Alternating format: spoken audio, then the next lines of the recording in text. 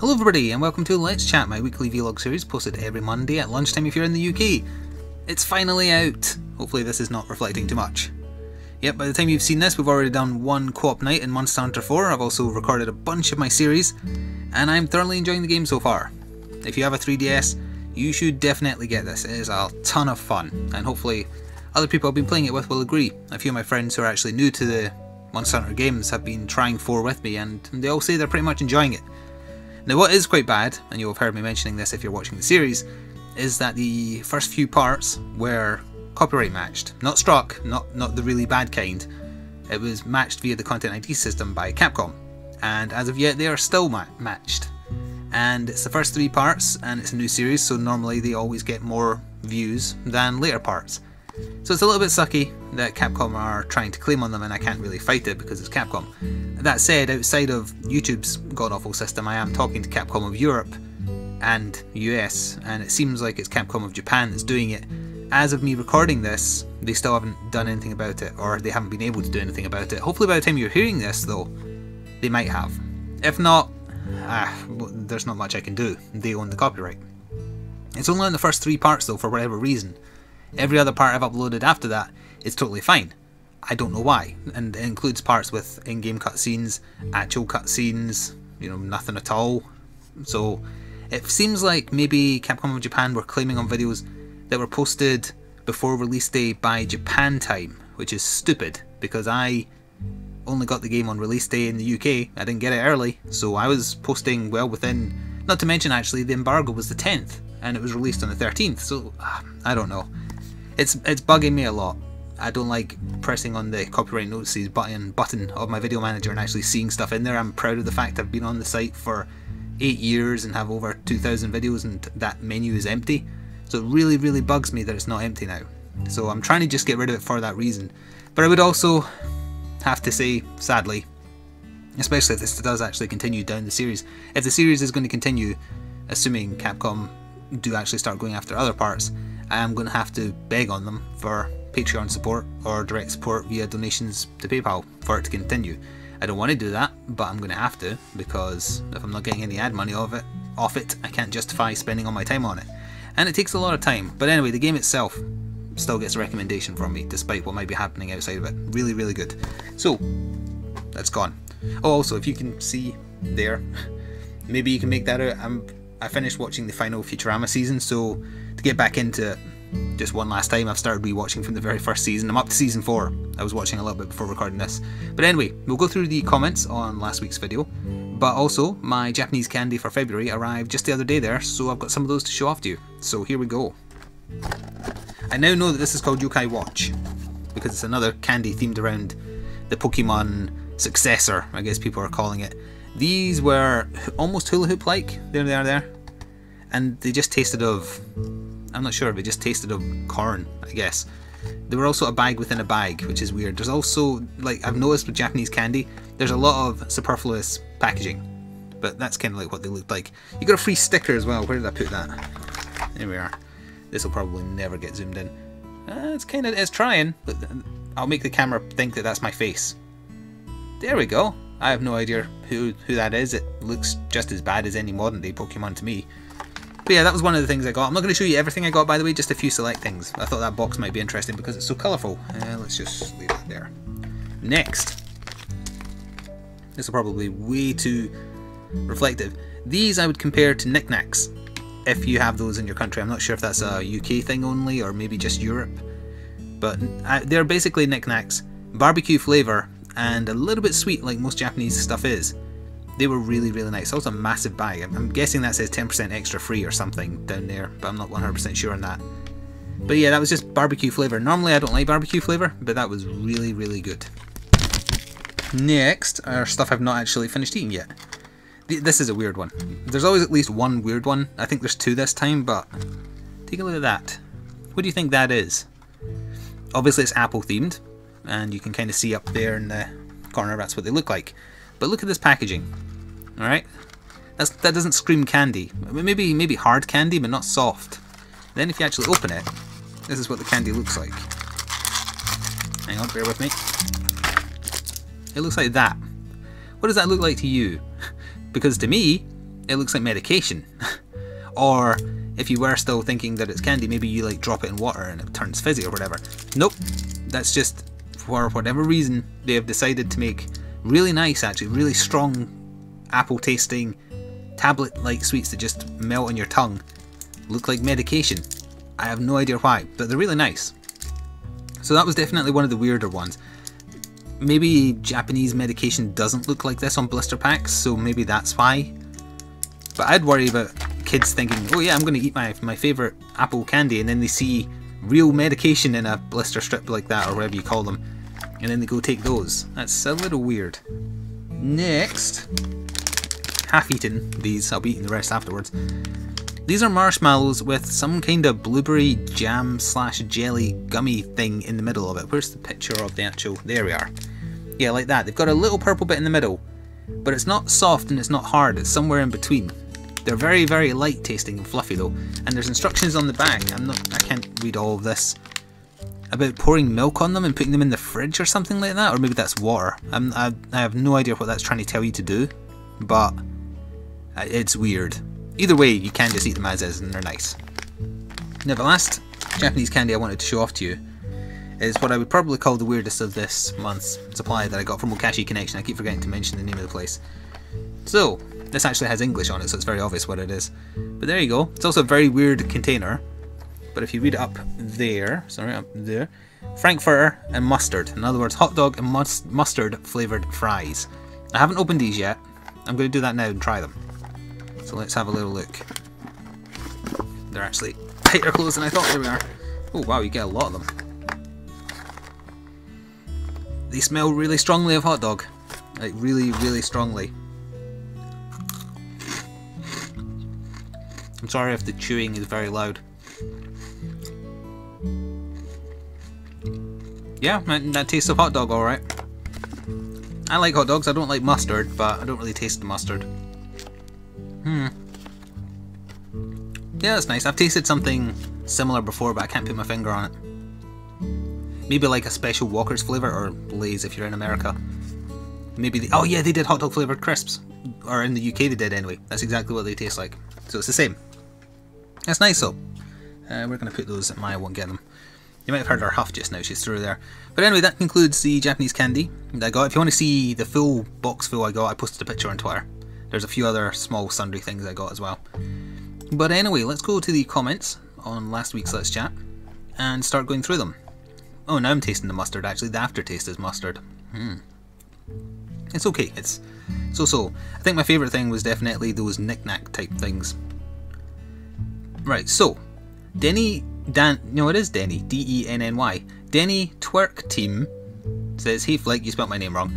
Are you planning on doing a Let's Play of Naruto Storm 4 when it comes out? It's the reason I'm getting a PS4. I hope so, yes. I'm definitely going to play it. I didn't want to do the ones that are kind of like bridging the gap between the main sequels, so Storm 4 seems to be the last one. So yeah, I'm definitely planning on finishing what I started. I've got a playthrough of 2-3 already. I didn't do one of 1, but that was a really old game at the time, so... But yeah, my plan is yes, and it will be the PS4 version. Oh, well, that's the plan anyway. It depends. If I get a review copy rather, I might just have to take what I'm given. But I'll be aiming for a PS4 copy for sure. By the way, tomorrow from the day that you're going to hear this, look out for a Let's Look At of Xenoverse. I can't comment on it at this time because it's still under embargo, but you'll see my video on it tomorrow. Stormkiller, in case you wanted to watch the Dying Light co-op, just click my name. Alright, yes, there you go. So I mentioned this last time that I was playing Dying Light through co-op with Stormkiller. He made a comment on last week's Let's Chat, so press on his name to get taken to his channel and there's a playlist there for our full playthrough of the game. And all except... We did all main side quests, but we didn't do like the sundry ones, so we didn't get the achievement for doing all the side quests, but we did all the main stuff. Alex Rowley, I bought a PS4 because of Bloodborne. I am a shameless fanboy and have been since Demon's Souls. The hype is real. I really hope that Bloodborne isn't crap. I really, really do. But you can't just... No, I'm not going to tell you what to do. If you want to be hyped for it, you bought a console already, I assume. I really do hope it's really, really good. I don't care if it's like Demon's Souls or if it's like Dark Souls 2, as long as it's somewhere in between and they don't screw it up. That's all I'm hoping for. speaking of which, I should probably start looking into that. It's in the March release window, right? The end of March, I believe. 23rd sounds about right. It's not that far away. LPVILI. I'm not going to try and pronounce that as one word. Pardon me. That's that hot dog thing coming back on me straight away. Maybe that's not a good thing. Salmiakki is often called salty licorice outside of Finland. It's basically licorice with ammonium chloride. It's not very popular outside of Scandinavia. Well, salted caramel is really taking off right now. I've noticed more and more stuff doing like, here's a salted caramel flavour version of whatever this is. Maybe salty licorice will take off as well. If it's the normal black licorice, I wouldn't want to try it, but if it was a different flavour of licorice, like salty strawberry licorice, that sounds gross, but I'd give that a go. It sounds weird. Yeah, it's a Scandinavian thing, so okay. Gale Force Gaming. Being that I watched the Dragon Ball Xenoverse Jump Festa trailer, it has made me intrigued, but I don't know anything about the Dragon Ball universe apart from Goku because Goku and the Kamehameha because lasers. Do you have a good entry point, and will you be doing a series on it? And for the Wii U, I kept it for 3 Ultimate, but I have my eye on Xenoblade Chronicles X. It looks gorgeous and all the good stuff.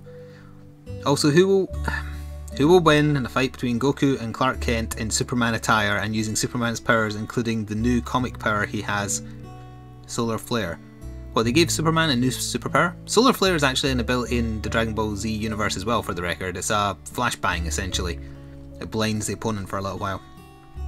Well, I kind of already accidentally answered in the first part of your comment. I'm doing a Let's Look At of Xenoverse. I don't think I'm going to be doing a full series because it involves a lot of grinding, and I can't really say more about that at the present, but you'll see what I mean when you see the video. But that I won't be doing a series, no. So I was going to say more, but no, I can't. Embargoes and whatnot. For the Wii U, yeah, I like the look of Xenoblade Chronicles X as well. Xenoblade Chronicles I quite liked, although I got sidetracked by the MMO stuff, and then that got me bored, so I kind of drifted from the main story, and then I got to the point where if I was going to jump back into the game, I'd probably have to start over, and then I'd get addicted to the MMO side stuff again, and then, you know, it's an endless cycle. If you put too much side stuff for me to do in a game, chances are I'll go do a lot of it and then get bored and forget about the game. I hope that Chronicles X alleviates that somewhat, but I like mech games, and it looks like it's going back to the mech side of Xenogears, which is what it's based upon, loosely speaking. I'm going to ignore the last part of your question, also. Oh, you actually got some replies. Iron Paladin said, Flik may say something else, but if you want to get into Dragon Ball, I say read the manga. That would be the easiest thing to do, yeah. Also, that was my TV making that noise because I was playing Xenoverse before recording this. Yeah, you can read the manga. You can get through the manga really, really quick. The anime it would take you way too long.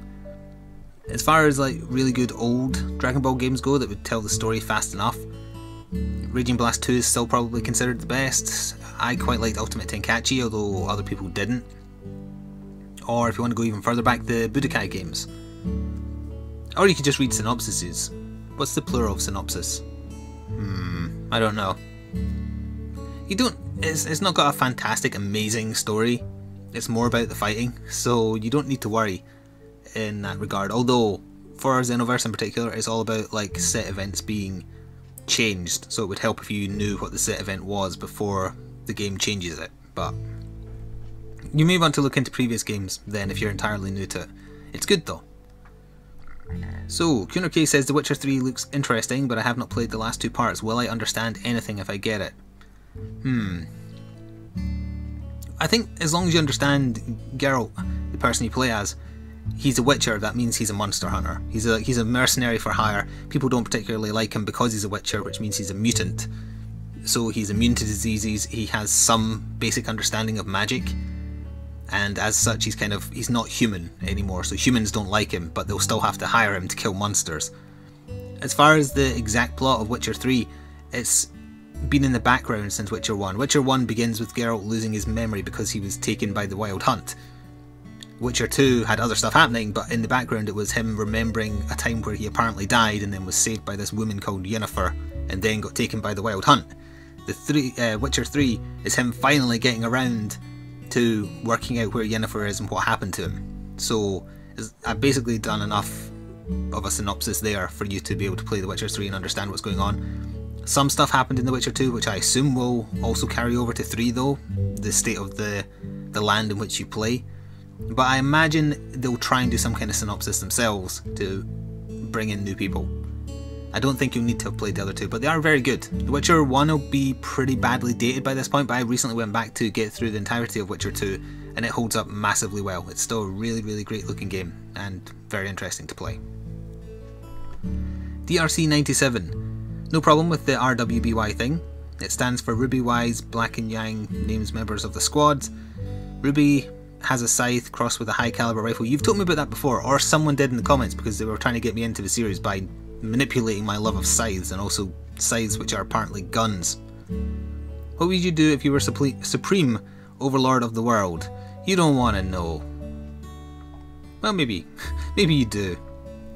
How masochistic are you? I wouldn't know what to do if I was supreme overlord of the world. I would probably get everybody murdered, including myself. Grinning Owl, having such a hard time not grinding in Monster Hunter 4U. I'm playing mainly with bowguns, and I'm capable of farming specific items off of monsters since I can pinpoint target the appendage until it's destroyed. That's gross. It's hard to gauge how far to go. Well, it's funny you should say that, because I've been talking to Reaper and Kensik. Thaxar probably falls into this camp as well. They're all massively addicted, and unlike me, who's kind of limited by the fact that I want to do everything new, well, technically new, you know, new to the viewer, not to me, on camera, I can't just plough ahead. So Reaper was telling me he's now just outside of G rank. Kensik is also just outside of G rank. I imagine Thaxar is somewhere towards that as well. You can go as far as you like. You don't need to wait for me. However, if you want to join in on the Monster Hunter Nights, I will be requiring that you bring down your gear. We're doing low rank, has to be low rank gear, because otherwise we'll kill stuff way too quick. And stuff already dies pretty fast early on, so as long as you keep at least, oh, pardon me, there's that hot dog thing again. As long as you keep one set of low rank gear, then you'll still be welcome to take part in the nights. But there's people who aren't ploughing ahead, so I have to try and stay on par with them as well. So yeah, you go as far as you like, play with randoms, play with other folk. But if you want to play with me on Steam Nights, just make sure you keep gear that you can level down into, otherwise I will have to say that you can't. That's all there is to it. Toby Jones, hey Flik, I think you should do random wacky hairstyles every week during this, or as suggested by others, dress up as a ninja. Your move. I have yet to clean this thing still. I've been ill, I can't be bothered. As for wacky hair, no thank you. My hair is wacky enough as it is. I don't like it at all. I might try and look for a picture of when I was a kid. I tried to grow a ponytail once when I was a kid. That was the 80s. 2 questions to go. Spherical Cube. Also, oh, is Maya coming in here? No, she's just scratching. Spherical Cube says that they found my 40k channel. I was mentioning this in reply to a comment last time, and they'll definitely be checking it out. I am currently reading the Horace Hersey novels from the Black Library, and they are great fun. I haven't actually read any of the 40k literature outside of the fluff, as we call it in the rulebook and the codexes. I know the Black Library books are pretty good though. Looking forward to some more show and tell this week. Well, I hope you enjoyed the Japanese candy. I didn't show off any gaming stuff other than 4 Ultimate. Hope that's okay. But, you know, I think people like seeing wacky candy from Japan. That's why I get it, to be honest. What else could I show off sometime? I'm not sure. If anyone was interested in the setup I used to record for my 3DS, I could definitely do that. You let me know and I'll cover that next week maybe. So finally, Reaper. I was talking to him earlier, as I said. That's how I know he's ploughed on like 40 hours into 4U when I'm at, well actually to be fair, I'm at 20 something hours, but that's just because I was killing like great jaggies over and over because I wanted to play it, but I couldn't because my voices gave way, done any more recordings. So I wanted to play it, couldn't record, I just had to kill Celtis and great jaggy over and over. So yeah, I've been playing it a lot, but I haven't really progressed very far at the time of me recording this anyway. Oh, actually, that's something else I wanted to bring up. I'm still recording Rebirth, obviously, and that's taking up a lot of time because, you know, in the space of time I could record 1 Rebirth run. That's 2, maybe 3 4U videos. Darkest Dungeon's kind of fallen on the wayside a little bit for me because they've been patching it a lot, and the game I feel is in a state of flux right now because they're getting a lot of feedback from the people who are playing it now that's on early access, and I don't like some of the changes they've currently made.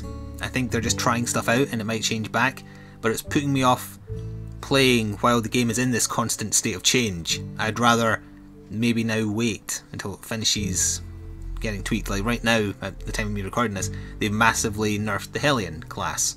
I think it's basically unusable now. They've also removed the ability to do the you have one enemy left, stun lock them and heal yourself, because there's no other good conventional way to heal outside of battle. They nerfed that so you can't do it anymore, but they still didn't put in another option, and eating food should not be the only option because that's not for healing. They should add a pretty costly, say like 150 gold healing potion that does 10% of your HP. That's what they should do. That would be simple enough. But instead they're focusing on nerfs, and you know how I feel about them from Rebirth, quite frankly. I think they're focusing on the wrong things. So I'm not sure whether Darkest Dungeon will be continuing. If I find the time to record more in between Rebirth and 4 Ultimate, and my addiction on each of those games wanes a little, maybe. There's a part going up soon, you already have seen it actually, fighting the first boss. I think there's one more part I recorded after that, and then that's it, currently. We'll see. We'll see. So anyway, sorry, Reaper's final comment. As you know, or as he knows, I'm loving For You, yes I am. I won't be asking if you're enjoying it. It's also funny that you talk about something going wrong with Monster Hunter 4 and you're having an issue with it. The curse is real. Yeah, I guessed wrong though. I guessed that it was just going to be that I sounded really croaky. I did a little bit, but no, as it turns out it was much worse than that. At least you know you're messing up my name. Yes, I am. So some Monster Hunter related questions now. Favourite moment from 3 Ultimates? I'm not sure. It's a very long series, 200 odd hours. So you're asking me to pick a favourite moment out of that. Let's see. I enjoyed soloing Devil Joe. I think that was something I was not looking forward to doing, and I did it first try. I'm very proud of that. Moment, not monster, yes.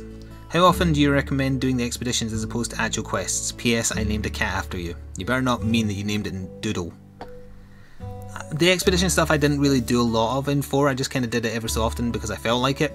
It's in relation to, if you want caravan points, do them as often as you like. Pardon me, remember it's not quite the same, that was that hot dog thing again incidentally, so maybe just eating one is a bad idea. The guild quests that you get that level up as you do them isn't quite the same thing as going on an expedition. You go on an expedition to earn points and also guild quests, but then the guild quests are different. At least that's my understanding. See, it's very weird how they work. It's hard to put in simple terms. I don't fully understand it at present. I definitely didn't understand it in the Japanese version, so you're probably far enough along to understand better. I know that guild quests are the ones that level up. The more you do them, the monster levels up, it hits harder, you get better rewards. But the expeditions are just kind of, it's like going outside Moga Village. So every time you go on a hunt and come back, the stuff that's in Everwood will have changed out of the random selection that you've currently unlocked. And is that a Twitter message? It is. I might answer a very quick Twitter message before we finish. So I don't have a recommendation at present because I'm still trying to understand it myself. But maybe next time.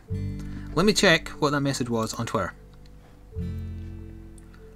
It's a dev whose game I covered saying congratulations because actually this morning, I forgot to mention this, my channel hit 32,000 subscribers. So that's a good point to end on, I think. Thank you very much if you are a subscriber, new or old. It is greatly appreciated.